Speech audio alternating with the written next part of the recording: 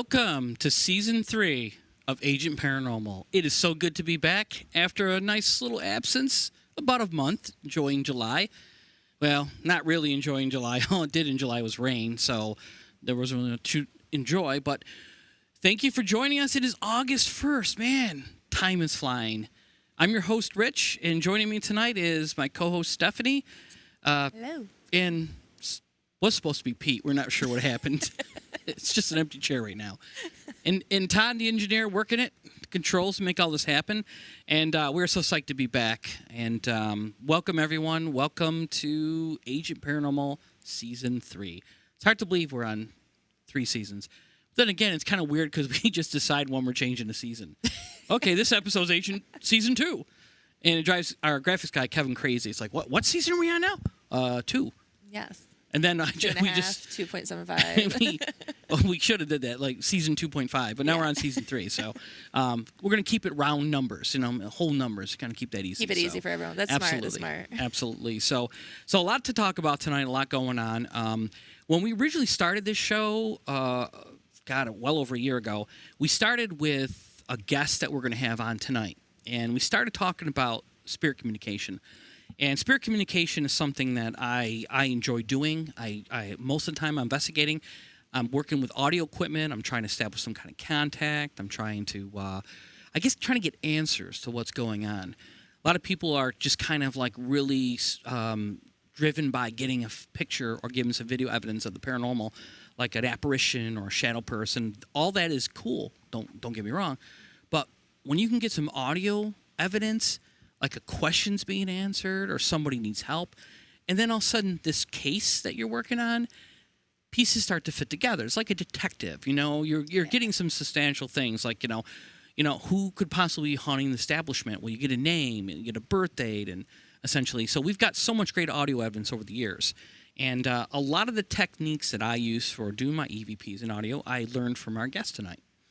And we're going to talk about spirit communication with this guest, and we're also going to talk about crystals, which is another thing that our 2 guests are involved in tonight. So it's going to be a pretty cool show, and you're going to learn a lot, and I'm going to give you a source tonight where you can get crystals. You can buy stuff from.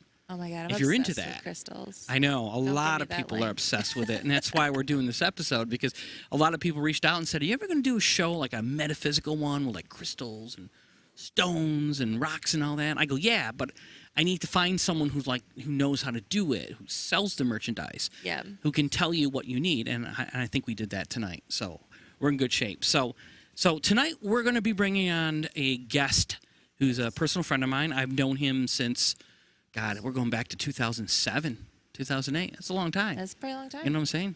Yeah. By COVID years, that's a long time.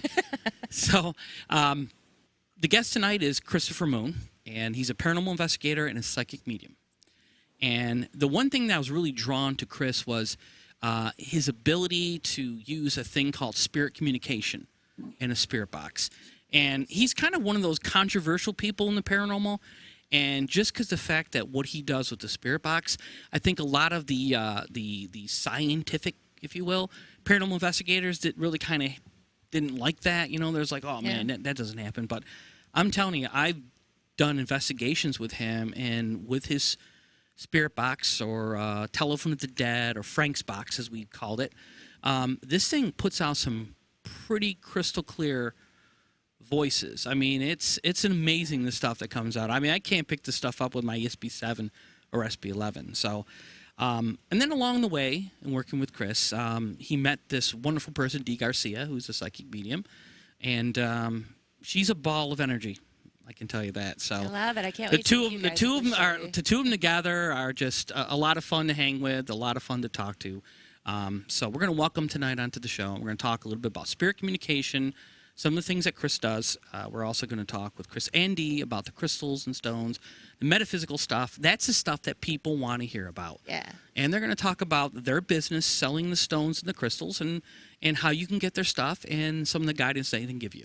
Okay? So we all on board with this? Let's bring them on. Hello. Hey, can you see us? We can see you, but the question is, good. Can you hear us? Yes, we can hear you. We're good to go.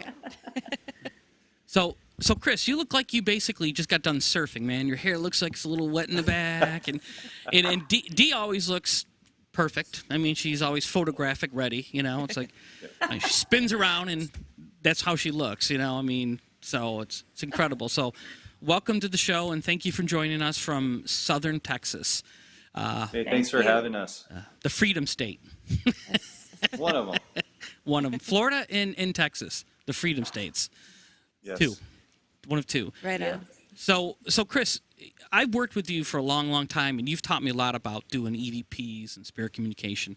And there's a few things that you showed me how to do. I started doing for people, and people were kind of looking at me sort of funny, like, I mean, because typically when you do like a EVP session, you pull out a little recorder and you start saying, "Hi, are there any spirits with me?" You're very general, and I don't think sometimes people use the right terminology. They're like, "Please talk into this electronic device in my hand." Well, if you're speaking to a spirit that was alive in 1812, I'm not really sure they know what an electronic device is, let alone even what that terminology is. So you're kind of old school with that. You bring this like wooden telephone to the dead. It looks like, old and awesome. Antique-ish. Yeah. And man, some of the stuff that comes out of that thing. I mean, when you did the Rucker Mansion, I remember this so distinctly. When you did the Rucker Mansion with that thing, I remember we were in that library room in the front of Mansion 1, which used to be someone's office. And there's about 14 to 15 people in there, and people were asking questions. All of a sudden, a voice came through. It was a female. And she's like, "What are you all doing in my office?" And everybody just looked at each other. And then Chris is like, "Wow, we're here to talk to you. Oh, you're all so lovely." And I'm like, "Oh, my God." Really wish I was there for that. That's awesome. I usually get like, "What's your name?" "Jim." Or something like that. This is producing like, like actual sentences and voices. And the one thing I've noticed so much about it is the clarity in it, and which I don't normally get with my equipment, but you kind of use a really unique way to communicate, and that is you rely on like a spirit technician, as you call it. And Pete and I thought that was so cool that Pete and I now a lot of times we'll go technician check. Is there a spirit technician? Is that where you got it from? That's where we got that from. Oh my gosh, I love that term. Yeah, this guy right here, the technician. That's awesome. Absolutely, he's the father of the telephone of the dead. So so the only thing is that we don't have is we're just investigators, so we're like kind of like still like a little cumbersome when we're asking questions. But you being like a psychic medium, I'm assuming that kind of has a little draw where. Because, man, I've heard some people really talk to you, and they're, like, very warm and welcoming, but I've heard some people, like, pissed off at you and swear at you and say they're a demon and all that kind of stuff. What's up with that? That's fun.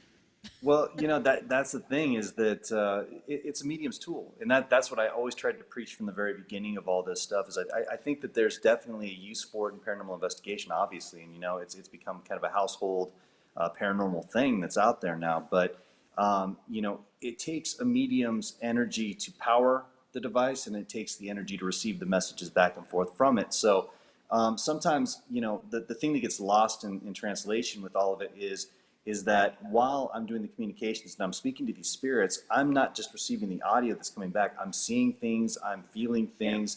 I'm literally just trying to tap into a direct energy. And my technician is really the one who conducts all that energy and kind of helps them from their side speak to me. And then at that point, I try to relay back what I'm experiencing.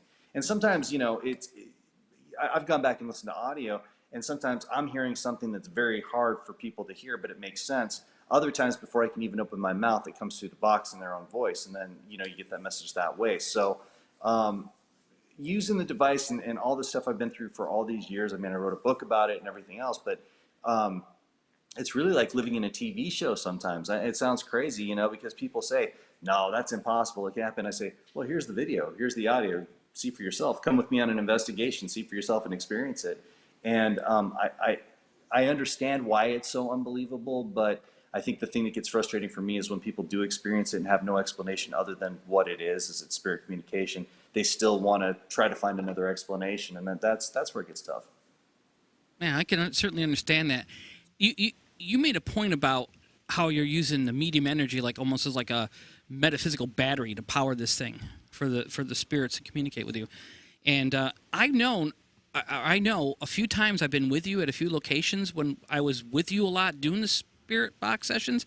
I felt drained afterwards. I felt like, wow, I'm freaking exhausted. And I don't understand why. And, well, that sort of kind of maybe explains it a little bit. It's almost like the energy, it's feeding off the energy in order to communicate with you. You must be exhausted sometimes after these sessions. Yeah, no, it wipes me out. And I mean, like you said, you've seen it firsthand, well, for years. But I mean, the Hinsdale house, come on, that was crazy. That was ridiculous.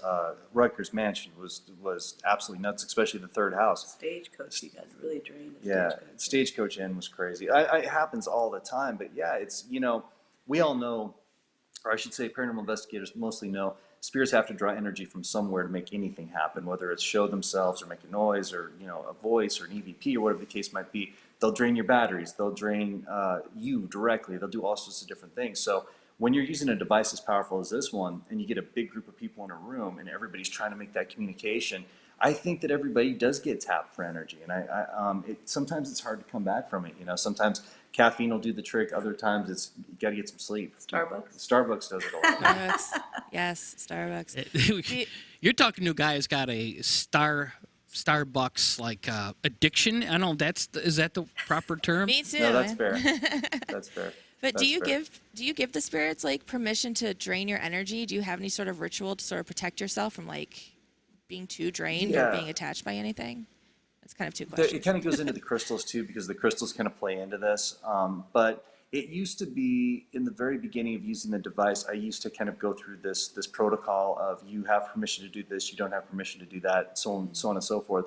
But as crazy as it sounds, I've really turned that over to my spirit technicians, and they know what I'm comfortable with and what I'm not comfortable with, and they establish that boundary on the other side for me, so I don't have to go through that. But on the other side of it, we do use protective crystals while we're on investigations and doing spirit communication, just to be safe. You gotta be. The ones that protect you from energy drain and things like that. And it's funny that he's talking about, it's really true that the technicians do know what he's comfortable with, what he's not comfortable with, and they're more comfortable. Like whenever we're testing Chris's boxes, right? Sometimes he'll leave the room and he tells me, test it and see if you can hear anything. So I'll be in the room and I'm testing and they talk to me, but immediately, what's the one thing they always say? Where's Chris?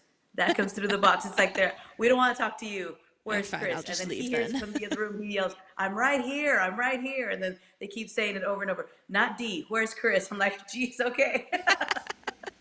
What are some protective crystals that you like to use? Like, do you have a favorite ones, I guess? Oh, yeah.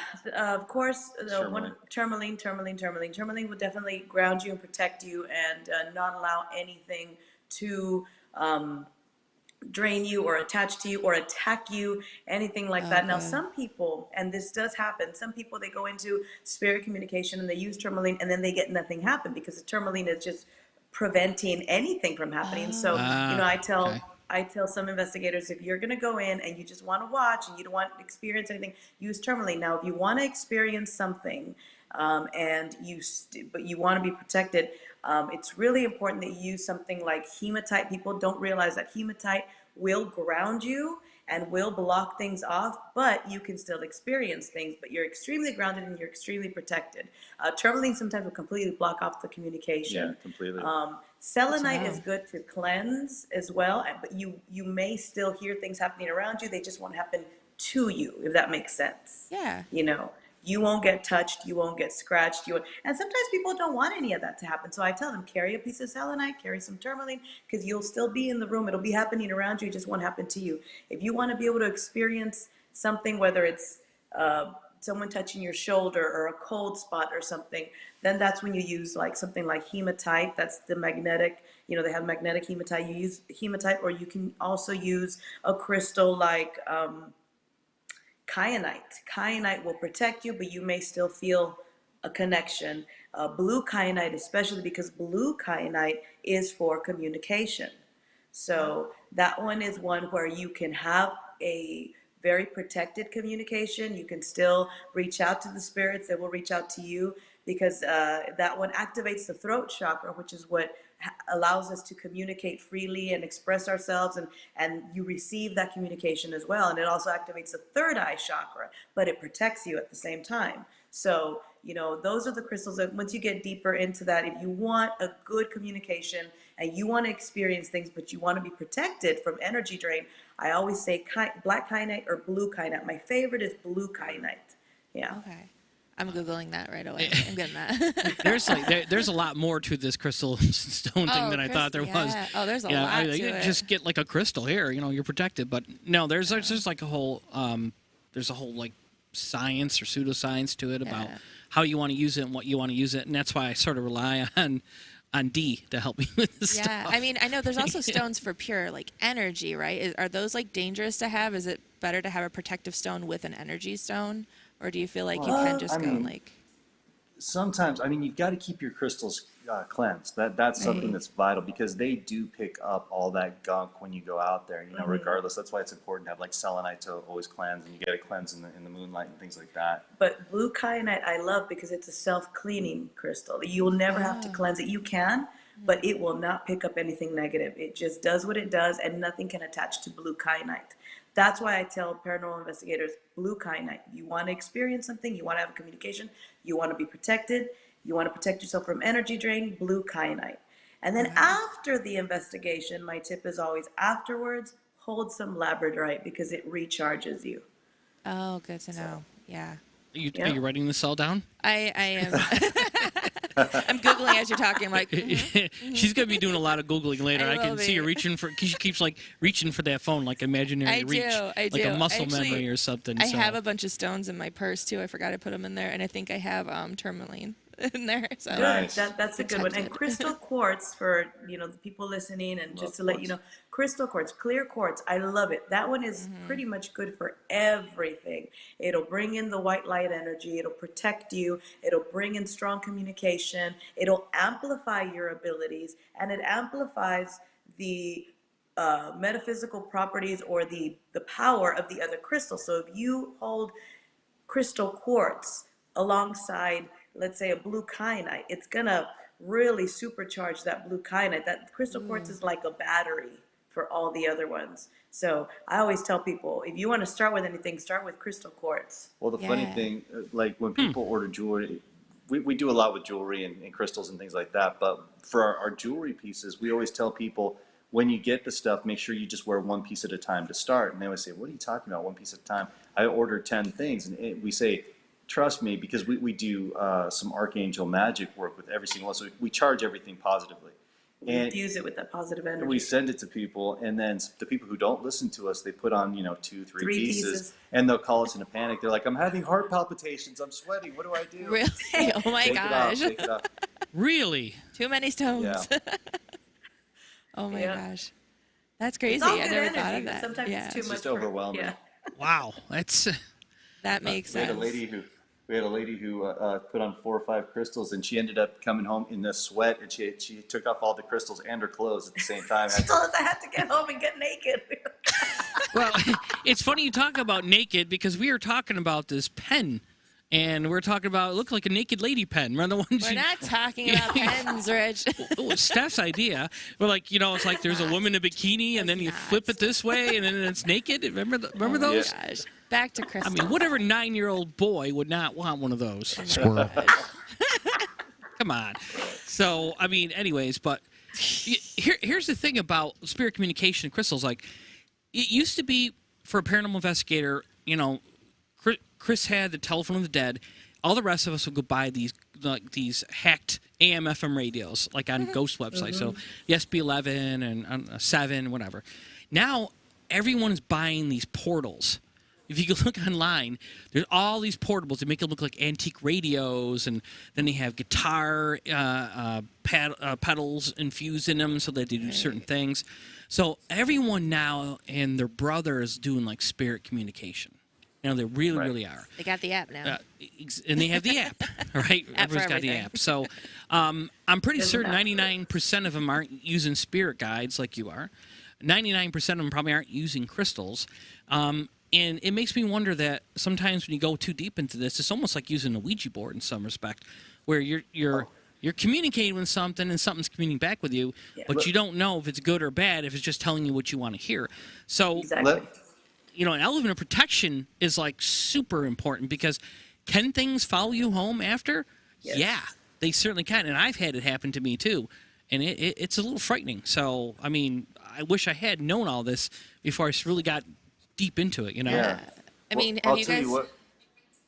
I was just Sorry. going to say really quickly. I'll tell you what, Rich. One of the last conversations that I had with Frank Sumption before he passed away, God rest his soul. But one of the last conversations we ever had, we laughingly joked and said, you know what? We've opened Pandora's box, i.e., Ghost Box, right? And he said, yeah, you're never going to be able to put the genie back in the bottle now, because literally it was crazy Frank Sumption and crazy Chris Moon. He built the boxes. I took them out, and we were lunatics who didn't know what we were doing until he died, and then the boxes became worth $50,000-$60,000 a piece. But anyway, we realized that literally all of these things that were out there, maybe they didn't work, maybe they weren't working as well as the original Frank's box. But the thing is that if you go out looking for negative things, you're going to find it, and it's going to find a way to communicate back with you. So I truly believe between all of these, ghost box devices and apps and all the things that are out there right now, and people who are not really taking it seriously, or they're more on a negative, dark space, they're bringing some nasty stuff into this world right now. They really are. I mean, we've got these problems. We've got the CERN superconductor going on, and a super collider going on in Sweden and France and everything else right now. So there's some doorways that are open right now that I don't think we've ever seen on Earth before, and it's some scary stuff. And it explains a lot of the strange energy and a lot of the strange things that happen or that have been happening, around the world. You can get really, really far deep into it, but it's true. What you're saying is true. So many people, I mean, it's called a portal, right? Those boxes that they make, Right. It's called a portal. So what you're doing, I mean, it's essentially what some people that aren't using technicians or guides are just opening that doorway up. And like you said, it can very much work. Like what happens when you use a Ouija board? Sometimes you open things up if you don't know what you're doing, if you don't have a guide, if you don't have someone there, a sentient or someone there that's going to help you to, regulate what's coming through, what's coming to, our dimension and what's going that way. Sometimes they take a little piece of your energy into that other dimension, and that's why you feel drained. So, you have people that use these portal boxes and they open up these doorways and they don't even know it. And, it's just, it can get messy. Crazy. Well, what kind of advice can you give to someone who is using an app? Like if someone happens to see this, who isn't really an investigator and just like has the app and likes to play, like what advice would you give to just an average Joe that has an app that can communicate? Stop. Yeah, uninstall, right? I mean, that would be number one. I mean, and of course, everybody has a right to do whatever they want to. It's a free country, free world when it comes down to spirit communication. But I just tell people, if you're not willing to educate yourself and do things the right way before you start, you're going to get yourself into trouble. And then you're going to be making phone calls to people like us, to Rich, to get, and I need help. Something happened. And we can't solve everybody's situation. Once that door gets open, we can't always close it. It's just that's how it is. So, I just tell people, hey, do your research, go back and go back into Paranormal Investigation 101 and see what the people before you did, If you're doing investigation, Ed and Lorraine Warren were out doing this for a very long time, see the good things that happened to them and bad things that happened to them. Read my book and find out what I had to find out the hard way. And then it's going to give you a better clue on how to do this a little bit better. And I would definitely say to them, really, really, do your research and find out what you can do for protection. What can you do to ground yourself? What can you do to shield yourself of negative energy? And what can you take along with you when using a ghost box to make sure that we don't leave some sort of doorway open? And there's devices and things that you can use. And some people might look at you and be like, what is that thing? Like I can get into it, like those spiral copper cones that you make, the spiral copper cones, wherever you're, that's another whole different part of what we do with the crystals as well. But it's just essentially a piece of copper wire, like same that they use for the dowsing rods, but it's shaped into like a cone, a spiral cone. And you use that when you're communicating so that it regulates that energy and no doorway stays open afterwards. That's good to know. Yeah, I think that's really helpful because if you can't stop them, you might as well give them some sort of tools to move forward. Yeah, Right. tools to protect, I think, Yeah. is the important thing. If they want to keep doing it, I would just say use this crystal, use some blue kyanite, uh, selenite, some tourmaline, put them at the corners of the room where you're doing the communication so that the doorways don't stay open. Good to know. Thank you. Yeah. I mean, I've learned something too. So it almost sounds like that everyone who goes out and does paranormal investigating of any sort should be armed with crystals. They should have that with them every time they go in because they're pretty much journeying into the unknown. They're tapping into things, asking questions, or calling upon things that they don't know, they don't understand, and they don't really give it two thoughts about, well, I don't need to be protected. I mean, I watched, Ghost Hunters or whatever, and nothing ever happens to them. But again, reality TV is much different than actually investigating in real life. And if you tap into something that's not so good, there are repercussions. I mean, we've heard it. We've heard some pretty nasty stuff come from the spirit boxes. We've had our energy drained. We've had our batteries. I mean, I had some equipment that never functioned again after, in a session. So, so protection is really important. And we used to do events, and people would go online and they buy a couple different little pieces they saw, and they'd show it to me when they came to one of our events. And I always tell them, it's like, just be careful with the questions you ask. That's the most important thing. Be careful for what you ask for. Chris knows that if you ask a bad question, sometimes something will get mad at you and retaliate. Chris witnessed that when I asked a question one time at the Hinsdale. He even looked at me. He's like, dude. I was on the spot. They're like, it was like, hot potato. They throw it to you. You're like, you had to do something. So I asked a question. It came right off the top of my head, and it was off a ghost. Was not a good question. I would like to take a hard pass next time it came around. I retract my question.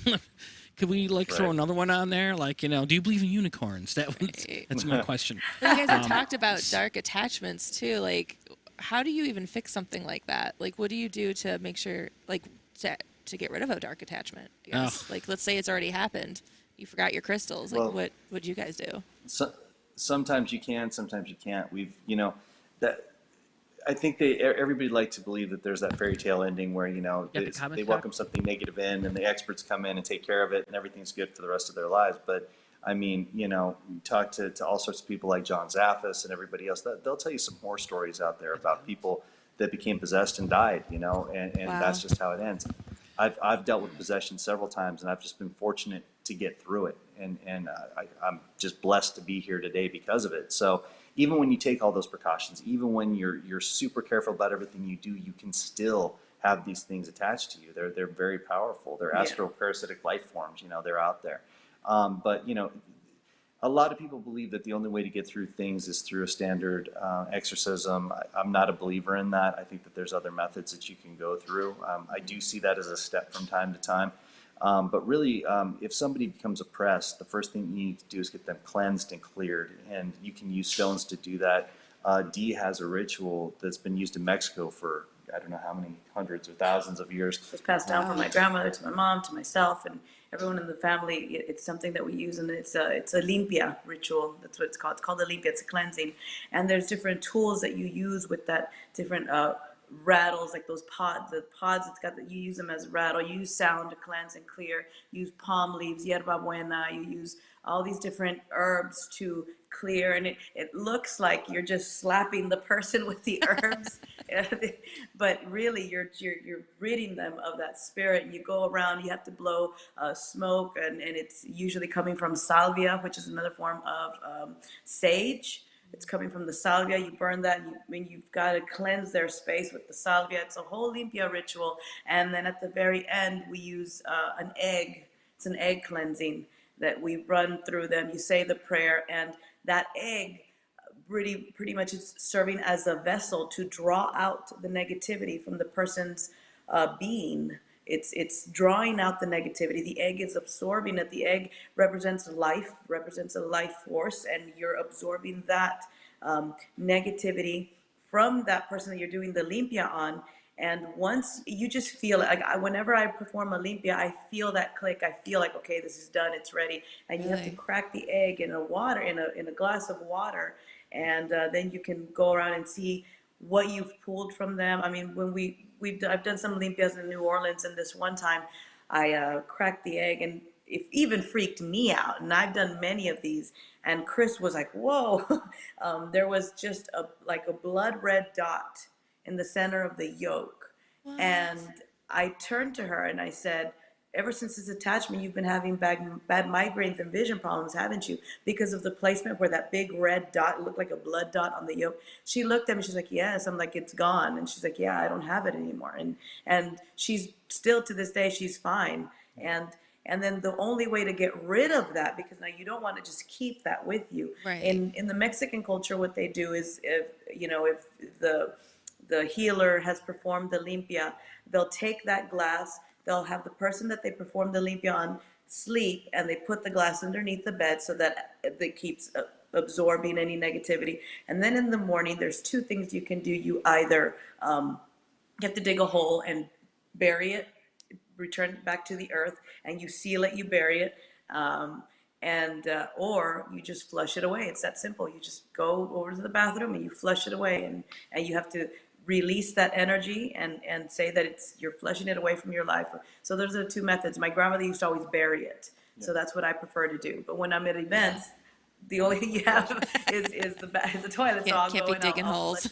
Well, Yeah. I don't think the convention center would like you digging holes out in the lobby. No, What is she no, doing with that jackhammer?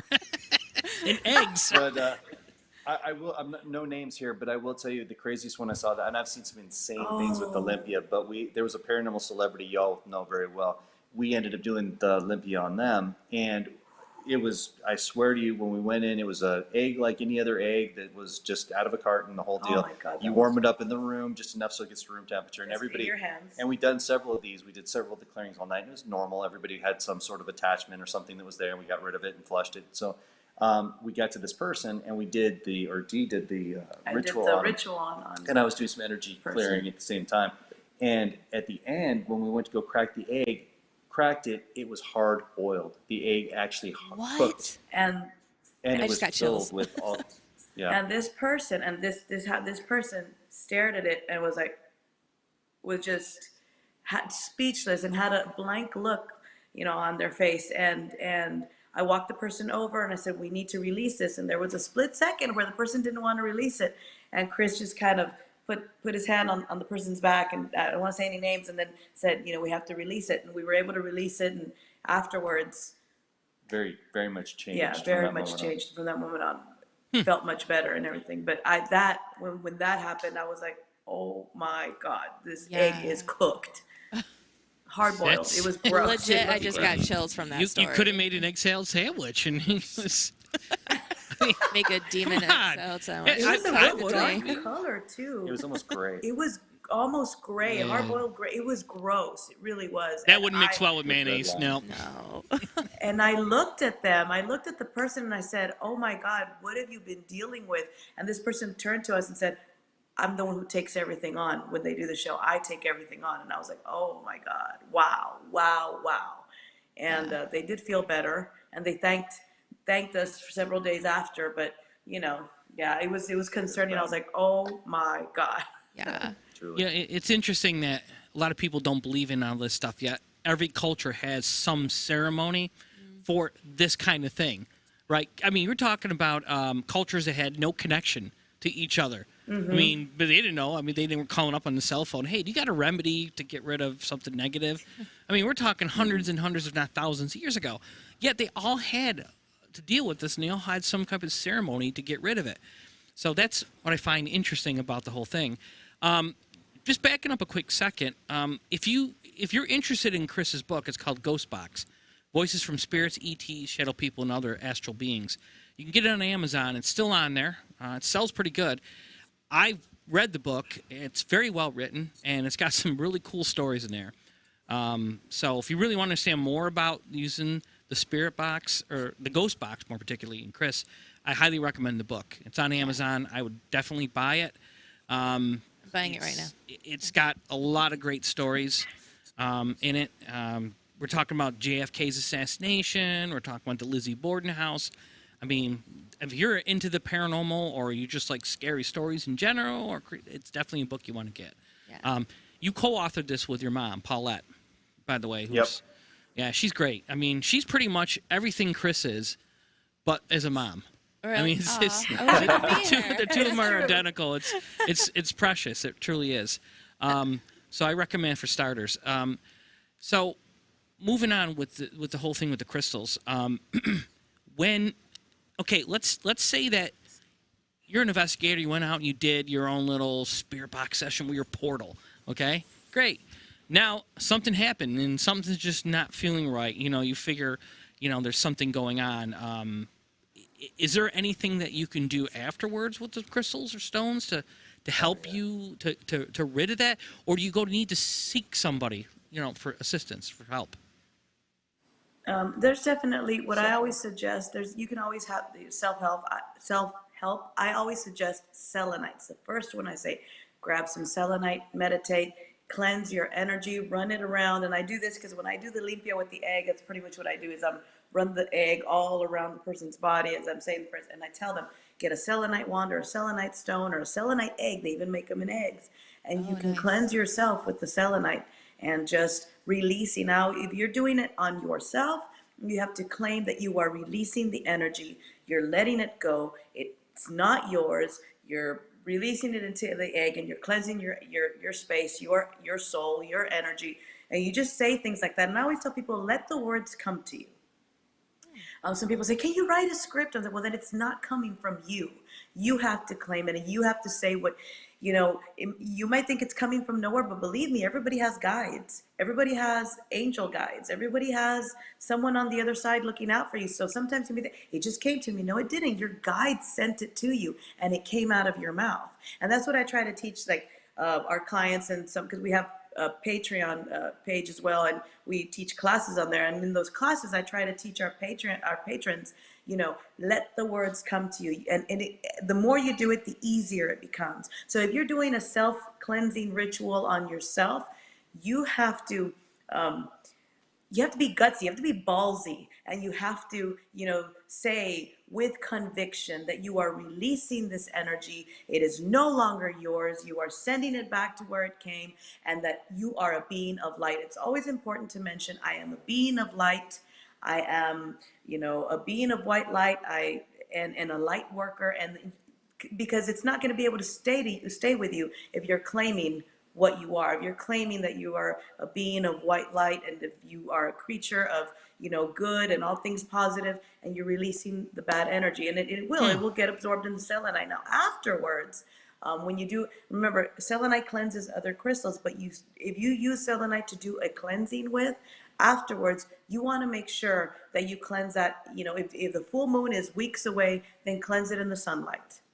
It's another way you can cleanse your crystals. You put it outside, put it on a little onyx dish or on a tray or something, set it outside in direct sunlight, and you just have to set it out there it's a very short period of time. You set it out with the intent to cleanse it. Now, if you know that the full moon's coming up, then you do that same thing, but you do it under the full moon light. But people always think that you can only cleanse it under the full moon light, and it's not true. You can use sunlight to cleanse your crystals as well. That is good to know. I definitely thought it was full moon only. And I like what you said about talking with, speaking with intention, because I feel like if you're memorizing a script, that's all you're doing is memorizing a script. So how can you speak from the heart and really claim exactly, the white light if you're just like, I'm surrounded by the white light, you have to have meaning to it. So it just makes a lot of sense, speaking from the heart. It really, it's that manifestation, right? So you're creating your reality, you're creating your intention, and you really have to say it from the heart. And like Dee said, you get your guides there kind of guiding you, putting you in the right direction, saying the right things. Now, here's the crazy thing about crystals that I'll tell you. The best thing that can ever happen to you, say you buy your favorite crystal, it's the best crystal in the world, you bought it for a specific purpose and everything else, the best possible thing that can happen is for that crystal to break. Yep. Sounds crazy, right? Actually, no, I had a question about that. Why use that? Yeah, well, here's the thing. Once your crystal breaks, that means it served its purpose. So if you have a tourmaline for protection and your tourmaline explodes and blows up, that means it served its purpose. It did what it was supposed to do. It took that negative energy, absorbed it, and then blew up. It's time for you to get another one. We had a lady who bought a chip bead necklace. So it was like little chip beads, right, all the way around of different stones, different colored stones. And she was wearing it, and she was next to her bed, right? Mm-hmm. And I guess she was just standing there, and she bought it for protection. And as she stood there, the thing literally, she said it was like an explosion, like a grenade went off. It exploded. She said she's standing in her room and it just all the blew up. chickweeds went flying everywhere. She said it exploded so intently that she found pieces underneath a made bed. Her bed was made, and there was some chip beads that were underneath the made bed, like underneath the sheet. And her bed was made, and I was like, what, how? And then she called me on FaceTime. She was like, look, and she undid her bed. She's like, look, they went underneath the sheets. How? I'm like, I don't know. That's crazy. They somehow went through the actual cloth, which was nuts. But yeah, but that was one of the best things that could possibly happen, is that it exploded because it took on that negativity and sometimes sends it back without you even needing to do anything. So what would you do with a crystal that is like crazy done? Like, do you, like, the crystal has exploded or it has cracks in it, like, and you need a new one? What would you do with that old crystal? Some people, that's a good question. Some people, and the witchy tip, I always tell people, you want to bury it, you want to return it to the earth, you want to bury it. It has served its purpose, and you want to thank the elements, you want to thank the earth, and you want to thank the energies that have protected you. And you want to be grateful and do it with gratitude in your heart. You want to bury it, and then, or you can, some people will take it and sprinkle it out. I prefer the burying method because you're sealing it back into the earth, and it might come back as something else, So that's what I prefer to do. Just you bury it. Some people will take those pieces, leave it in a dish. I always say, if you're going to do that, make sure that you leave a selenite crystal in there to contain that energy. But what I always tell people, if you don't know, I have some that I have in a dish that have broken, but I know how to contain that energy in there so that whatever it's protected me from doesn't get back out.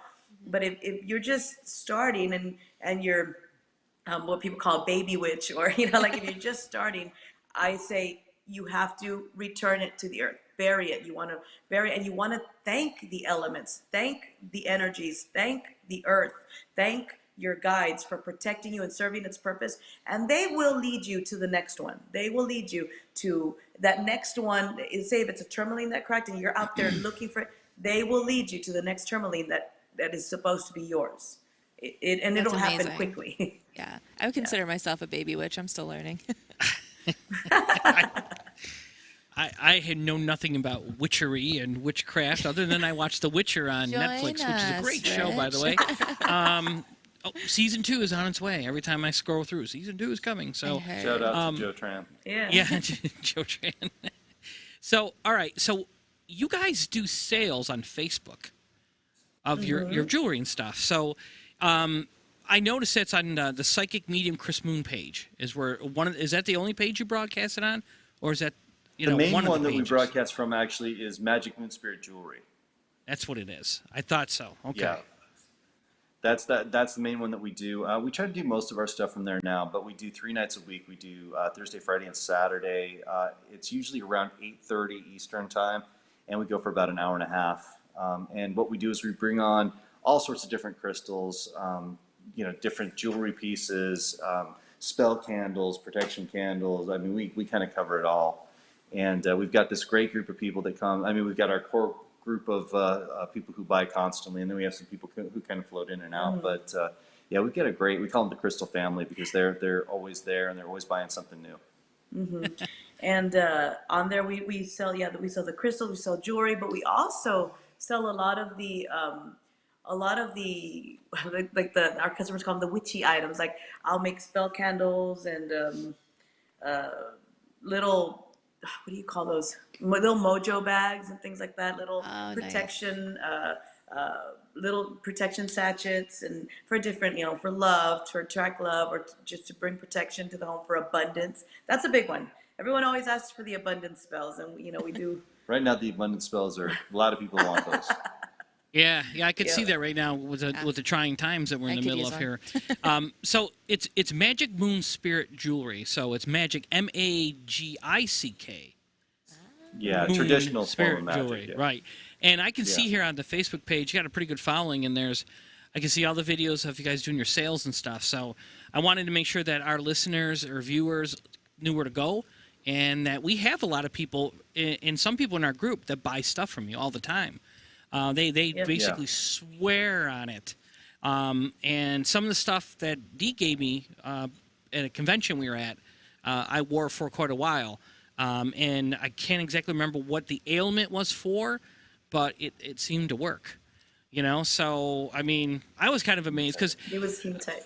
So, again, it's, I'm always skeptical about things, but I'm always willing to try, And then if it does what it's supposed to do or gives me some kind of relief or whatever, then I'm sold on it, and I was sold on that. So, and that's why I tell people, it's like, and I've actually been starting to look further into this, to start bringing some with me because, as you get into some of these investigations, you don't know what you're going to go into, and essentially I would rather be prepared and protected than have to deal with anything afterwards because it's no fun. I mean, there's people that we've done work for years ago that are still having problems. They can't seem to ever get rid of things. You know what I mean? So it's one of those things. And you don't want to get to the level where you got to call a John Zaffis in because then you're basically, because he's a demonologist and that's a whole nother game. That's a whole different level. That's above my pay grade. Yeah. So I mean, it's good stuff. And by the way, you did the egg thing to me when we were in Columbus, That's Ohio. right. Remember? That's right. What'd your egg look like? It didn't look too good. Right? No? It wasn't hard boiled, thank God. Good. I would have been freaking out. Thank God it wasn't hard boiled. I would have been worried about you, Rich. But see, I had the royal treatment. I had Dee, Chris, and Paulette doing the thing to me. God. So each one was able to draw something out. And so the egg didn't look pretty. Let's put it that way, but it wasn't hard boiled. So That's good. So I was concerned, but I wasn't concerned. Right. You know what I mean? So It wasn't too bad. no, it wasn't too bad. But we didn't dig a hole because we were in a hotel. So we had to flush it down the toilet or something. I mean, it was we worked with what we had. You know what I'm saying? Yes. I mean, had I known I had to bury a hole, I would have went out in the garden area there someplace and out there with my phone or something, like Just digging by a little yourself, hole. just creepily dig a hole. Be like, sir, are you What okay? is It's like, that gotta man bury doing? my I'm egg. burying my egg. Crazy paranormal people. It's not like they don't think we're all crazy enough as it is. Right. So Chris has been involved in doing some events around here in this area. He's been at the Rucker Mansion. So he was there. He was in Holland Patton. You got to go to Holland. Dee was with you too. Both of you were at Holland Patton when we did that one lecture there to benefit the cat rescue. And I'm trying to think, what other times have you been up through this area? Oh, so many. I mean, I've been up at the college. Well, not specifically in your area, but up at Syracuse and No, you were all SUNY that. IT one time, right? SUNY IT. Oh, in yeah, Utica? SUNY, that's right. Yeah, you were there one time as well. Yeah, I remember That's that right. now. Okay. That was It's all an coming interesting one, back. too. I remember that. It's all coming back. It's So been so many years up there. Yeah. But it seems like I'm always up there doing something. I actually filmed the episode of Paranormal State that I was on years and years ago was actually up in upstate New York, to Willard, I think. Willard, New York. oh, really? I saw that. I didn't know that was. I don't remember that being in upstate New York. Yeah. Nice. That's cool. I Old kind of want to go asylum back up to the there. spirit Yeah. box a little bit. We got to find this asylum. Yes. Willard, New York. I got to go Google Map this later on. Type that in your phone, Willard, New York, and see how far it is. Well, okay, yeah, I'm curious. Well, I'm curious. the episode will always be remembered because it's the first time that the ghost box was ever used on TV. So that was number one. Okay. And then I think the best part of the episode for me, though, was Lorraine Warren slapping Chip Coffey when he was apparently possessed. I thought that was the best. I would think that was the best too. That was I was just in awe of that episode. I thought this is the best TV I've ever seen. It's the best. I'm glad I do. Just to watch that one 3-second event in Oh my history. god. Oh yeah, it's about 2 hours away. I Well, 2 Googled. hours away? Yeah. That's not bad at all. What's that? And you also you were at Rolling Hills, right? Rolling Hills, yep. Yep. Hinsdale, Oh yeah, we can forget the Hinsdale. And yeah. then Wildwood Cemetery. Wildwood Sanitarium, Yeah, Yeah. I've never been out there. Salamanca. Salamanca. I always think like salmonella. That's how it sticks with me. Salamanca. Salamanca. That's Oh my good, God. yeah. Yes. That's legit. Going back to what you're talking about the Hinsdale, last time you're investigating, I remember this so good. We were up on the second floor, and Dee went into that closet. Remember, Dee, you were in that closet. Chris Yes. kept mentioning that there's something shifting around or something there, and then you caught that EVP. It was like somebody like clearing their throat or something or whatever. It was really weird.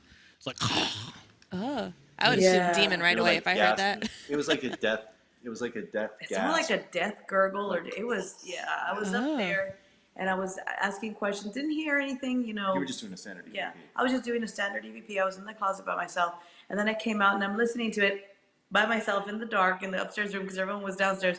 And right when I heard that come through, I was like, Chris, because I was upstairs by myself, and it freaked me out. So Chris came running upstairs and he listened to them. He's like, "Yep, you got something." I was like, "Oh my God." It was really creepy. And I remember, yeah, you did hear that, Rich. You heard it. That was creepy. That sounds creepy. That place never disappoints, by the way. No. Never. I just wish it was bigger. It's Bigger. like bigger, like more rooms bigger. You know, because it's a small place. If you go with a small team, it's amazing. But when you go with a lot of people, I mean, there's stuff to see outside too. There's weird stuff going on behind there. Down near the pond, we've got a couple interesting things, but definitely that upstairs. The basement was the first time this past event that I was in the basement, and you were doing a ghost box session down there, and there was something nasty that was coming through that kept saying was going to harm you and do this and do that, and and you remained pretty calm. I mean, there's no challenging. You're just like, well, you know, whatever. Yeah, I was gonna say, do you get scared in those moments, or you kind of just like, I know how to handle this? I've never seen them get scared. It's rare anymore for me to get rattled, because I've heard it all, and I've kind of, I don't want to say I've seen it all, but I've experienced a lot of nasty negative things. I mean, getting choked out in the Lizzie Borden house in the middle of the night kind of did it for me. That was where I think I got the callus over the top of me and said, well, it's going to take a lot from this point to really freak me out after this one, because, you know, Andrew Borden with his ghostly hands around your neck is a little bit much to deal with. So Yeah, I'd say so. it takes a lot for me to really freak out about stuff. But, you know, even coming back, I think we both agreed, we definitely carried stuff from the Hinsdale house back with us for a while. We were dealing with some negative stuff that was around, and you pick up on little things that happen, so on and so forth. Yeah, it took a while. This last time, the first time we went, I think Rich took it all off. Yeah, the Rich first took time. everything the first Yeah, time. the first time we were there, I remember. Yeah, you were sick for days afterwards, and this time when we came back, it was. It hit us pretty hard on the way back. And then Yeah. once we made the realization that energy was still with us, we just did what we needed to do and cleared it out. We cleared it out, and we're okay now. But it took a while because I was like, no, I was like, I guess you could say I was like kind of in denial. I was like, I don't think it's that. I don't. And then something was like, yeah, it's stupid. It is that. Quit denying it. And then I told him, you know what? We got to clear. We got to cleanse because there's something going on. And I think we brought it from over there because that's where my mind kept going. Yeah. So. Wow. A little upstate New York token. He took Yeah. it Oh, down yeah. with you. I still have to go to It Hinsdale. went down there with you because the weather's much nicer down there, and you know, Yes. the taxes are lower, Yeah. so it's gonna let's go to Texas. Vacation. There we go. I remember a quick story. Years ago, I went out to visit Chris when he was out in Boulder, and I was staying with him, and I was sleeping in the basement, which was a nice basement. It was all like, you know, it was all finished and everything. It was a really nice basement. So I'm down there. I had a nice shower, and a big screen TV, and it was pretty cool. And I remember one time coming up, and we're having breakfast talking, and he's like, "Did you see her?" I'm like, "Did I see who?" Because I know they had a female cat. So I said, "Oh, maybe he's talking about the cat." No. Right. He's like, "Did you see her?" I'm like, "The cat?" He goes, "No, the woman." I'm like, "What woman?" I saw her. She went down the stairs. I'm like, "Don't tell me that." Yeah. Right? I'm sleeping. I got one more night to sleep there, and now he's telling me there's a woman that he brought home for investigation that goes down into the basement. Now I didn't know if he was just messing with me or it was true, and I'm like, dude, all I know is that night when I slept down there, my eyes were like wide open. I was like, just looking around, and then you start to basically see things moving and stuff, you know, because your mind starts to go. Right, And I'm especially like, when it's dark and you're just well, like. well, my greatest fear with that was not so much that there was something there, but I'd be sleeping and I open my eyes and it would be right there in my face. That's my fear too. And I would just jump right through like the ceiling. Has that ever happened to you? Is that a Yeah. real thing that can happen? Because that's scary. Well, Oh. that thing freaked me out because, you know, when I first saw that, we called it the Lady in Black because it literally. Great. We had It's got a name. this staircase that kind of came down like this, and then it went down into the basement. And the first night, I was actually the first one to see it. I was going up the stairs, and as I started going up the stairs, I looked up, and there was a woman, plain as day, just the shadow, the silhouette of a woman staring down the stairs at me, and that shocked me. I was, you know, in the middle of the night, you're not expecting that. And then she started making herself known over and over again. She would show up it was always on the stairs, which was the weird thing. She either showed up on the stairs or she'd show up like in a bathroom mirror. You'd see the face appear. And I have no idea. I think we left her with the house when we moved to the next house. But I never got the feeling that it was a positive entity. And I think that we pulled that one from the Molly Brown house in Denver. That's my vibe, is it came from the Molly Brown house. Yeah. That is terrifying. Yeah. I'm Showing so up in glad the I didn't mirror? see it. Oh my God. I'm just telling you, man. I mean, I'm a pretty brave guy, but I mean, I think that element of surprise, you just turn on the car, hey, what's up? And it's like, there's yeah, exactly. If you go looking dead for woman it, there. that's one thing. It's like, But if you're just walking up the stairs and there she is, no. All right, so Well, here, go ahead. Oh, I was going to say, Rich hasn't said it. I don't know if he's talking about this yet, but we should literally, the two of us should be in the Guinness Book of World Records. The two of us should be, because he came during that time that he stayed with us. We did the Ghost Hunter University. I conducted the Ghost Hunter University at the Lumber Baron Inn, right? Yep. And we had probably the greatest, it was about 120 people that we had there that Packed. actually witnessed a true paranormal event that happened at the same time. All the witness, the evidence, the pictures, the video, everything was laid out in front of everybody. And I'm surprised it doesn't get more recognition, because it was absolutely insane. Craziest thing I've ever been involved with. Wow. That sounds crazy. Yeah. That's what Rich- I'm saying. Rich Hanging out still with shows this people- dude, weird stuff happens. All right, I'm coming with you next time. Rich still shows people the pictures from that event. I do. And I basically give it credit to the investigation and give it credit to the location and all that. And I always say, what do you think it is? People are like, that's a demon. I'm like, Really? well, that's been kind of the consensus by people who like look at it. And it's like, I mean, first of all, the location where it was pictured, it was where I think it was 2 or 3 women were murdered, right? In that bedroom, 2 women were murdered. So I used to have a picture of that newspaper thing where I show people. And it's true. Whenever I go with him, stuff happens. Oh my gosh. Every single time. I can go with a lot of other paranormal investigators, and some stuff will happen. Sometimes it doesn't. I get it. You know, I've been doing this a little bit. When I go with Chris, every time. Do you guys regret going into the paranormal, opening that sort of door into that world? No. I don't. I mean, I think it chooses you. Yeah. I always tell the story, and I'm not going to go into it, but I mean, I did a lot of different things in my life. I was a musician. I was a touring musician. I, did a lot of things, but I had an experience when I was real young. I became an investigator when I was 7, literally. Had the old school equipment and everything, because I wanted to prove to my dad I wasn't crazy. He was a hardcore Catholic, so I wanted to just get that evidence and prove it to him.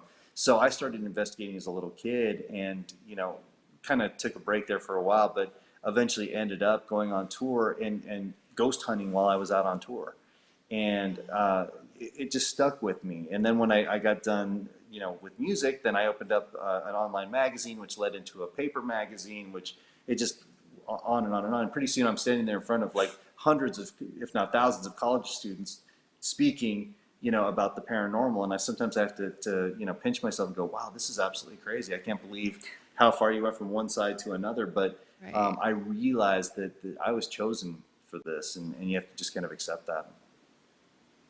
Truth. Yep, absolutely. Wow. Accepted. Accept So, so I want to ask you one question here. It's a deep question, okay? So, when we investigate a lot of times, I've heard you refer to spirits to go to the light, okay? Now, sometimes if you're dealing with a paranormal investigator who's very rooted into religion, it's heaven, hell, Sometimes when they're not very rooted in religion, I'm not saying they're not spiritual, not saying that they don't have a religion, but they just refer to the light, just the light. And I've actually witnessed a deliverance where there was a location upstate New York where there was a child spirit that was trapped, and we delivered her to the light. I mean, she said she saw the light. We heard her say it, and she said bye-bye and went into the light. And we went back there several times afterward, and the place was very, very calm and very just quiet, and we couldn't really get in touch with her.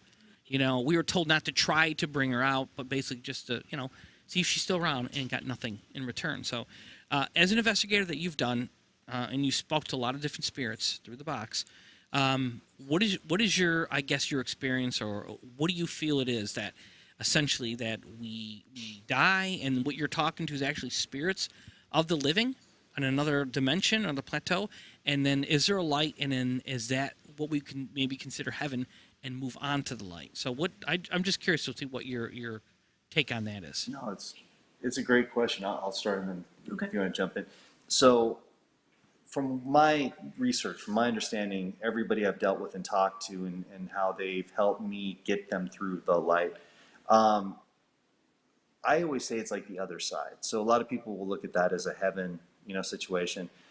We realize now, and I think it's fairly accepted at this point, that what would be considered hell is truly purgatory, because it's a land between here and there. And there's no time, there's no companionship. All you do is go over the things that you regret, and the pain and all those sort of things. But we also have a lot of people like us, and then even spirit, who pull those people out of those situations. So everything that I get when people do sessions with me and they want to communicate with loved ones on the other side, I'd have to define it as heaven, because these people are usually together with their family members, together with their animals, together doing the things that they love, taking care of their living family here on earth, trying to help them the best way that they can and guide them through life. So I don't necessarily use the word heaven, but I do see it as a utopia of some sort.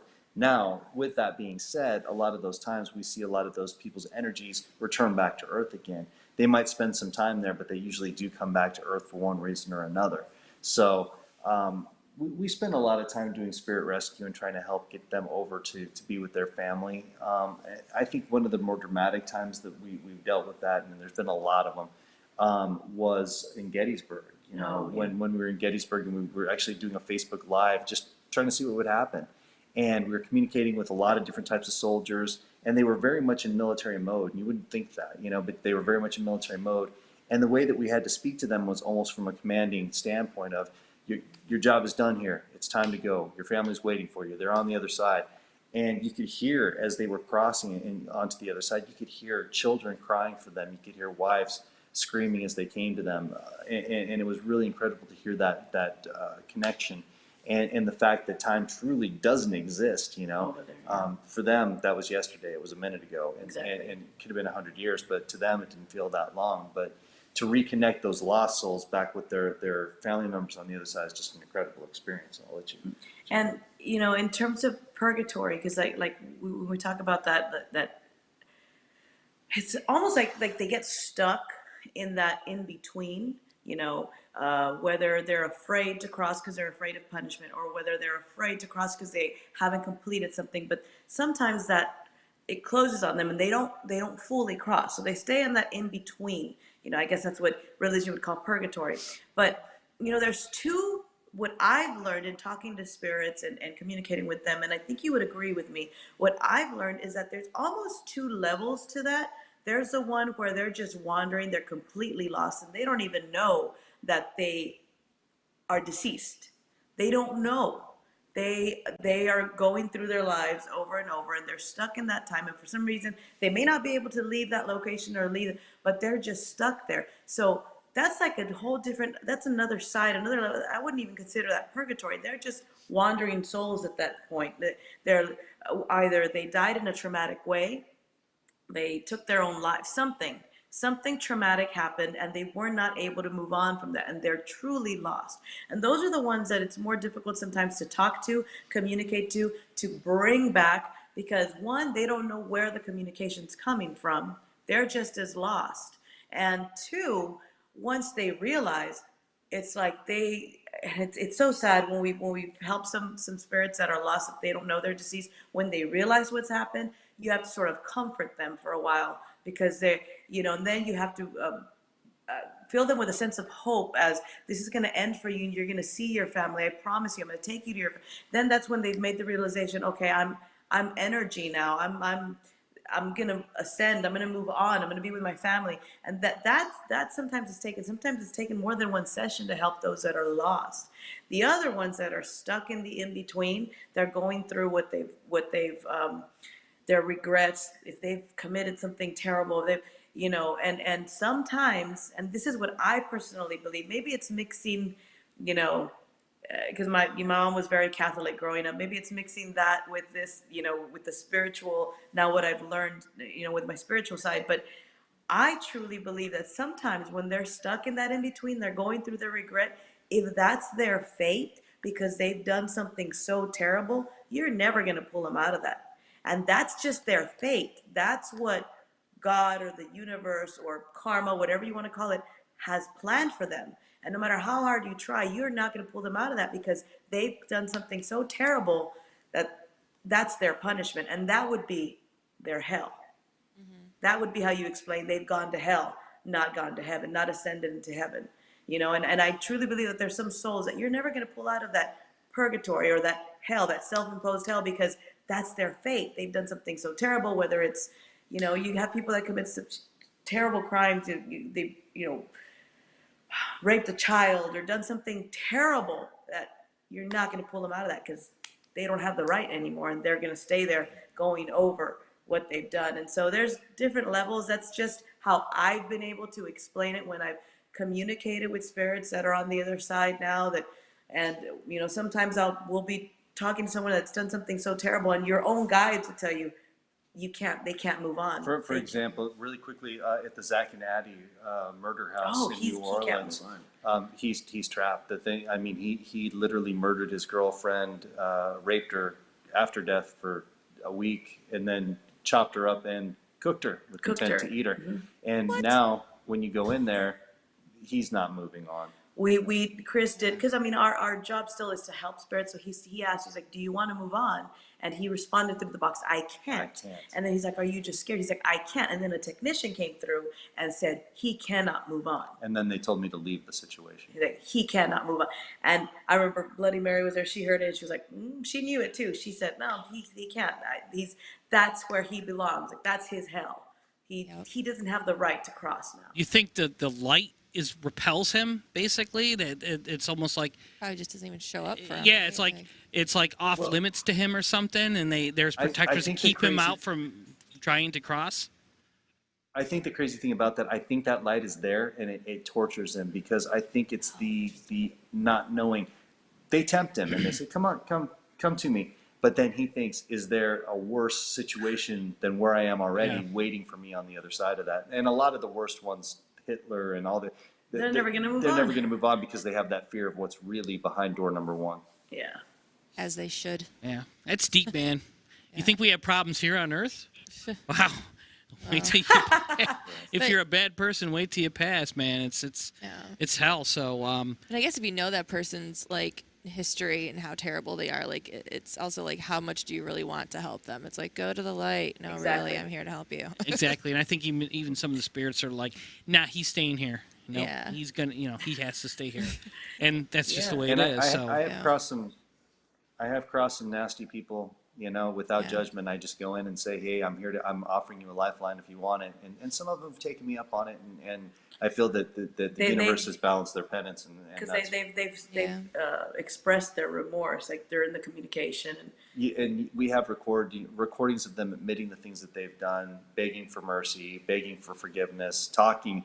One of the craziest ones at the Mason House Inn in Iowa, that's right. there was a situation, we didn't even know about this, but apparently when it was a bar and hotel, a man got drunk and went upstairs thinking he was getting into bed, and the man who was laying in the bed thought that the man was trying to attack him. He was just drunk, and he stabbed him to death and then left because he panicked after he murdered him. And it was an unsolved crime. The man was never charged. He just left. But what was interesting in death, and it was an accident. He didn't mean to kill him. He didn't mean to. He thought he was being attacked. He thought he was being attacked. And then when he realized what happened, he fled the situation. So anyway, many obvious hundreds of years later, we're there doing communication, and we had the murderer show up in spirit to the person who he murdered and told him what had happened and begged him to forgive him, and they actually reconciled over the ghost box. It was amazing. We have that recording. They reconciled over the ghost box, and finally the murderer was able to ascend. He was able to say because the man that he murdered forgave him and took him, and he actually led him through the light. Yeah. That is so beautiful. I would love to hear that recording. That's amazing. Yeah, isn't that crazy? Yeah. See, it goes to show you, humans can be forgiving, man. Human beings can be forgiving, and they can be good. Yeah. Even in the face of horrible things. So, That's right. So yeah. So listen, I could talk to you guys all night about this stuff. I mean, too. You guys Get are a few awesome. comments. I'm just going to throw them out there. okay, real yeah, quick. we have a few comments to share We with got you guys. Sarah D. She said these guys sell beautiful crystals. Just throwing that out there. We got Vicky who's talking about how when she had a reading with Chris, she heard her grandfather's voice Wow. at one point. Angela's Ming, she's, do you get crystal quartz in Arizona? I'm not sure. Is that that question? Do you get crystal quartz in Arizona? Or can you? Or is that where it comes from? Is that what she's asking? I'm not sure. Okay. Have we gotten crystal quartz? Oh, Yeah. Arkansas court? No, Arizona. Arizona. We have gotten some in Tucson before, yes. Yes, we have Gotcha. gotten some crystal quartz in Arizona, and there's a big one of our biggest sellers is the Arkansas quartz. That's not Arizona, but that one. There's quartz everywhere, but one of the biggest sellers is the Arkansas quartz. Yeah, Gotcha. but we have Vic- picked it up better in Arizona. Gotcha. Vicky asked also about Herkimer diamonds. If you're familiar with them, they're clear quartz, I guess. Do you know about them? How do they work? Or your thoughts on that? On those? We love them. They're from only one place in the world you can get them, Herkimer, New York, up by you guys. Yep. And we have sold stones literally. They look like diamonds. They're about this big, and you can get them for a third of the price for what you would normally get a diamond. But the thing that people get confused because they say Herkimer diamonds, they think it has diamond qualities, and it has completely different qualities than diamonds. And Because it's I- a quartz, basically. Yeah, but I prefer the Herkimer to a diamond as far Me as too. metaphysical properties. Yeah, I do. And Herkimer diamonds, the way you use them, those are great conductors for energy, for positive energy. What I tell people is when they are trying to and it can also clear out any like static or anything when you're trying to communicate with a ghost box, with anything. It's really important. One of the main ones to use would be a Herkimer diamond because they do clear the energy, they calm the energy, and they bring in positivity. Sometimes they work as a barrier to, if you don't want to communicate with, like you don't want to have the ghost box on or any communication on and then hear that, like that thing come through or whatever. You want to repel it. I always tell people, get some Herkimer because Herkimer really does build like a bubble of white light. And I love Herkimer Yeah, we're diamonds. big Good to fans of Herkimer. know. Oh my gosh. Nice. There's a lot of other praise and hellos and stuff like that. And we also do have the Magic Moon spiritjewelry.com in the comments too. If anybody's interested, that link is in the comments. Yay. Thank you. Yeah, so two things that come out of this for everyone who joined us on tonight's episode. Number one, go to Amazon and get the Ghost Box book. Highly, highly recommend it. It's great reading if you follow this type of stuff. Secondly, definitely Magic Moon Spirit Jewelry. Get on there. They have a lot of great products to offer. And we have some people in our group that are huge fans, and they're constantly updating and buying it. And they've had nothing but wonderful things to say about the process of buying it from you, as well as the interaction and your recommendations on what they should get. So they can reach out to you on Facebook, Magic Moon Spirit Jewelry, or Psychic Chris Moon Dee Garcia. It's all there on social media. We're all on social media. Yeah, connected. Everything is on social media. Yes. Everything. And also so, they can contact Chris directly if they want a signed copy of the book. right. Oh, that's so lovely. And they can also contact you via Facebook for readings too as well, I believe, Yes, correct? absolutely. Like Vicky Yes. mentioned, she had a reading done, and I think this was at the Hinsdale when we were up there. She had one done, and she did mention that she had a great reading, and of course the feedback, she said she spoke with her grandfather. So that's pretty amazing. That is amazing. When that kind of stuff happens, man, it's like it's just I don't know. It gives people some closure. Life changing. And it definitely is. So thank you for all the work that you do. You may see Chris and Dee come through the area at some point in time. They do get around a little bit doing lectures and events and all that kind of stuff. So definitely get on their social media and track they're going. I see already you guys got a couple paranormal things going on. You got something in Denver, I think. You've got something in San Antonio. So Yes. you're hitting a bunch of different places. So thank you for being guests tonight. I really, really Yes, appreciate it. thank you. Appreciate Thank you, you. your friendship, everything you've done, and everything you've taught me. Always. Especially for the egg thing. That was totally cool. Yes. That was really cool. Steph, I'll tell you more about that Yes, later on. please do. She keeps looking at me. What about this egg thing? So I'll share it with her. So thank you so much for being on the show tonight. We greatly appreciate it. Thank you, And, guys. Thank you for having us. Yes, We appreciate really it. enjoyed it. Absolutely. Welcome to August, by the way. And that's our show for tonight. Thank you for joining us at Agent Paranormal. Follow us on Facebook at Agent Paranormal. live. So, yeah, thank you so much. Everyone Thank have you, a wonderful, guys. wonderful night. Bye. Thank you. Bye, guys. Bye, Twice. Bye-bye.